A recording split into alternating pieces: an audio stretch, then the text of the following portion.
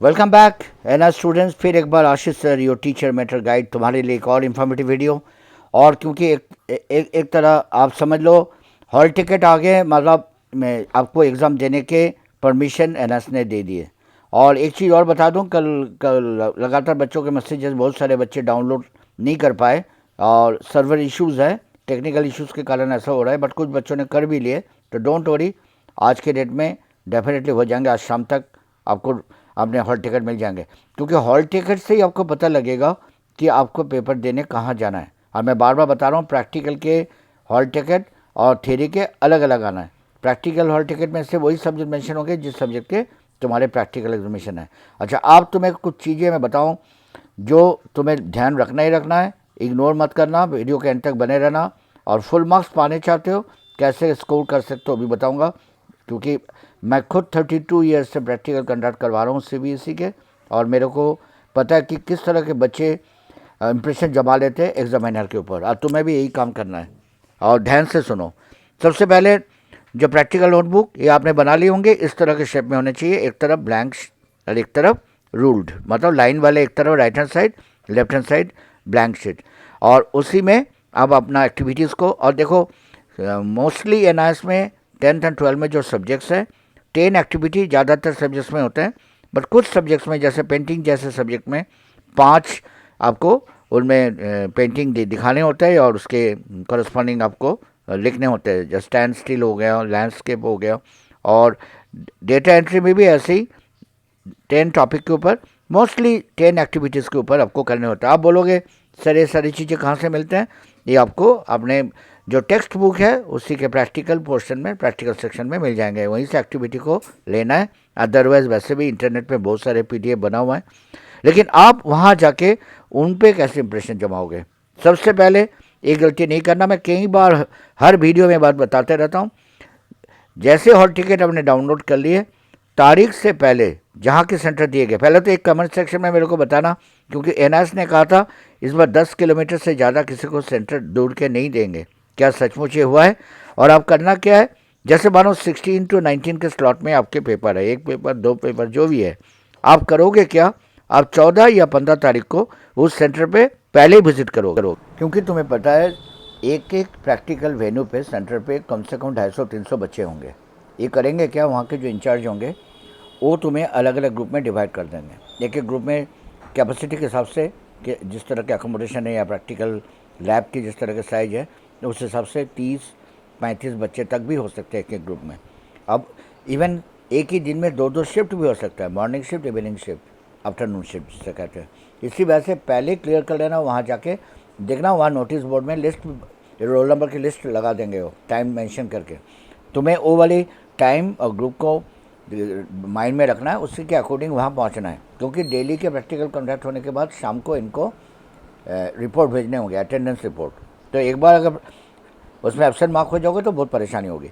आप मेरे बात सुनो, आप अंदर के बात सुनो। प्रैक्टिकल फाइल किसी भी हालत में भूलना मत, साथ में लेके जाना, जिस सब्जेक्ट के प्रैक्टिकल, साथ में आपके हॉल टिकट ये तो रखोगे, और एक एनआईएस के आईडी। वहाँ किसी तरह के भी आर्गूमेंट्स नहीं करना उनके साथ। देखो सीबीएसई के हिसाब से इनके एनआईएस के प्रैक्टिकल लेने का तरीका बहुत डिफरेंट है।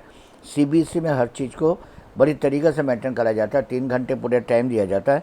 यहाँ शायद तुम्हें इतना समय ये देंगे नहीं, ये जल्दी में काम को कंडक्ट कराता है। बट तुम इतना माइंड में रखना, जो भी इंस्ट्रक्शन आपको वहाँ दिए जाए एग्ज़ाम हॉल के अंदर, आप उसे स्ट्रिक्टली फॉलो करना।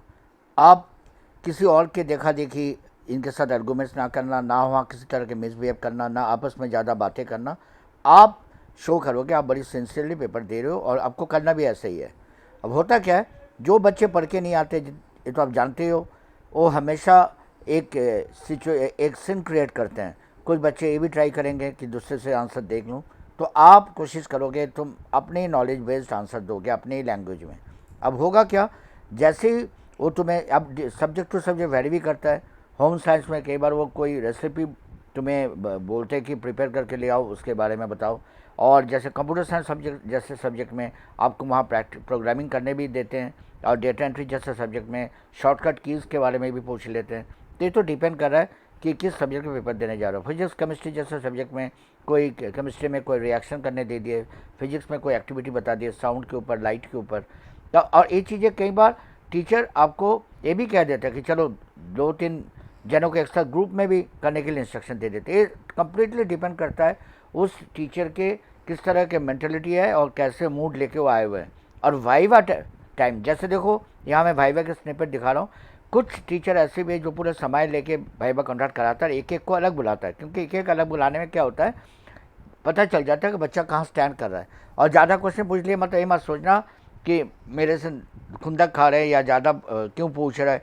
ज़्यादा क्वेश्चन पूछने का 2 साइन होता है। एक तो होता है कि आप बहुत बढ़िया आंसर दे रहे हो, इस वजह से वो आपको और टेस्ट कर रहे हैं कि आप कितने नॉलेज रखते हो। और कई बार उल्टा भी हो जाता है, तुम कुछ भी नहीं बोल पा रहे हो या जो भी बोल रहे हो गोलमोल बोल रहे हो, ठीक से आंसर दे नहीं पा रहे हो, गलत बोल रहे हो, तब भी ये पूछते हैं, क्योंकि वो देखना चाहता है कि तुम्हें सचमुच कितना नॉलेज है।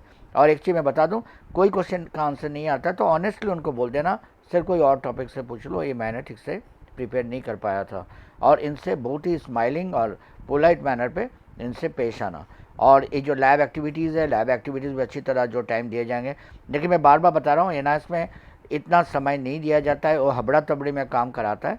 हो सकता है ऐसे भी हो जाए कि 1-1.5 घंटे में तुम्हारे सारे चीज़ को रफा दफा करके निकल जाए। बट एक चीज़ और बता दूं, पीसीबी क्लासेस जो बच्चे अटेंड करके वहाँ पहुँच रहे हैं वो काफ़ी आगे है बाकी बच्चों के कंपैरिजन में। उसके बजाय ये है कि वो आधे जो मार्क्स है आपके प्रैक्टिकल्स के वो वहाँ से स्कोर करके यहाँ आए हुए हैं।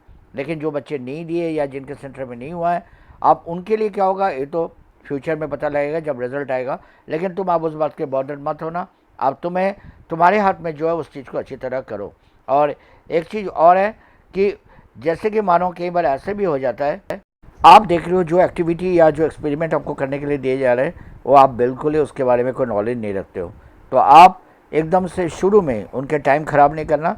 जैसे वो फ्री हो जाए तो उनके पास जाना और 1-to-1 में बात करना कि सर मेरे को कोई और एक्सपेरिमेंट दे दो या कोई और प्रोग्रामिंग, कंप्यूटर के बात हो रहा है तो प्रोग्रामिंग, और क्योंकि मैं ठीक से प्रिपेयर करके नहीं आया हूँ। सबसे ज़्यादा वेल प्रिपेयर करो अपने प्रैक्टिकल नोटबुक को, क्योंकि ज़्यादातर टीचर उसी के बेस पे क्वेरीज भी करते, क्वेश्चन भी पूछते, उसी को देखते हैं।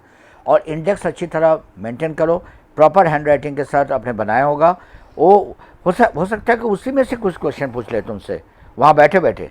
तो ये डिपेंड करता है टीचर के ऊपर। इंप्रेशन जमाने का एक सबसे बढ़िया तरीका है कि प्रैक्टिकल नोटबुक देख के वो बहुत ज़्यादा इंप्रेस्ड हो जाए। हैंड राइटिंग बहुत बढ़िया रखना। कई बार बच्चा होता है बहुत कैजुअली करके आ गया, पता ही लग रहा था कि कल रात को बैठ के, कुछ बच्चे होते हैं लास्ट मोमेंट में काम करते हैं, हैंड राइटिंग ठीक नहीं है, वो गलत होता है। और वाइवा के टॉपिक आप जानते हो, जो प्रैक्टिकल नोटबुक में आपने मेंशन किया प्रैक्टिकल के टॉपिक एक्टिविटी, उसी के बेस पे वाइवा होना है। बाकी बेस्ट ऑफ लक। मैं उम्मीद करता हूँ वीडियो तुम्हारे लिए इन्फॉर्मेटिव रहा।